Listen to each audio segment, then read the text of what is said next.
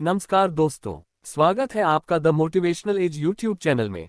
अगर आपको हमारी कहानी अच्छी लगती है तो चैनल को सब्सक्राइब करना ना भूलें और बेल आइकॉन को जरूर दबा दें ताकि आपको नेक्स्ट वीडियो नोटिफिकेशन मिले। तो चलिए सुनते हैं।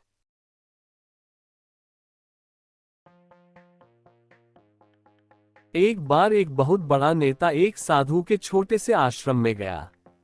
वह साधु के बारे में बहुत सुना था तो उसके मन में आया कि मैं एक बार जा करके देखता हूँ कि लोग उसकी इतनी तारीफ क्यों करते हैं। जब वह उस आश्रम में गया तो वहां पर एक छोटा सा कमरा था जहां पर एक कालीन बिछा हुआ था। वहां पर कुछ लोग नीचे बैठे हुए थे और साधु जी सामने बैठे हुए थे। कुछ सवाल जवाब चल रहा था। वह नेता उस आश्रम में आया और उस नेता के साथ में 4 बॉडीगार्ड भी थे और उसकी यह आदत थी कि जहां पर भी वह जाता था लोग अपनी जगह से खड़े हो जाते थे और उसकी तरफ देखते थे, हाथ जोड़ते थे और सर झुकाते थे। लेकिन यहाँ पर ऐसा कुछ भी नहीं हुआ। साधु व्यस्त होने के कारण उसकी तरफ देखा तक नहीं। तभी नेता को लगा कि यह मेरी बेइज्जती है और वह इस बात से गुस्सा हो गया। नेता ने थोड़ा गुस्से से साधु की बात को बीच में काटते हुए कहा कि मैं आपसे कुछ कहना चाहता हूं। साधु ने उसकी तरफ देखा और बोला, आप थोड़ी देर रुकिए, पहले मैं इनके सवाल का जवाब दे दूं, उसके बाद मैं आपसे बात करता हूं। तब तक आप अगर चाहे तो आप बैठ सकते हैं। बस साधु का इतना कहने की ही देरी थी। नेता का चेहरा गुस्से से लाल हो गया और फिर उसने अपना सारा गुस्सा उस साधु पर निकाल दिया। अभी तक वह नेता बहुत तमीज से आप कह करके बात कर रहा था, लेकिन अब वह तू तड़ाक पर उतर आया। नेता ने उस साधु को कहा, तुझे पता भी है मैं कौन हूँ और तू किससे बात कर रहा है?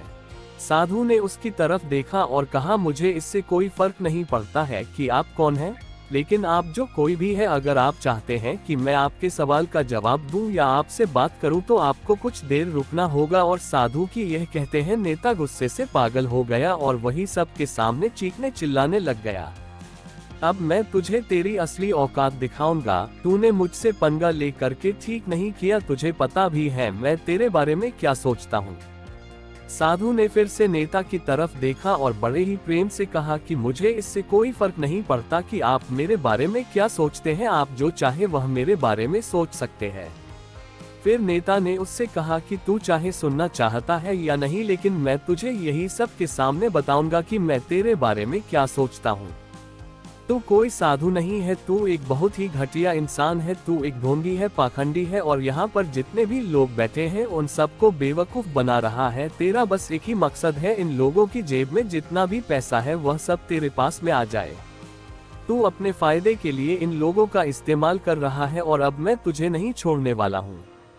पूरी दुनिया के सामने तेरा पर्दाफाश करके रहूंगा। लेकिन उसके इतना बोलने के बाद भी हल्की सी मुस्कान उस साधु के चेहरे पर बनी ही रही।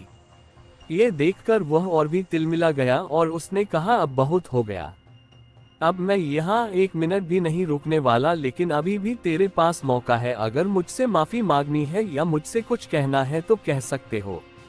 इतना सब होने के बाद भी साधु के चेहरे पर एक मुस्कान थी और वह बिल्कुल शांत था। और फिर उन्होंने अपनी आंखें बंद करी और फिर साधु ने अपनी आंखें खोली, हाथ जोड़े और कहा कि मुझे आपसे कोई गिला शिकवा नहीं है।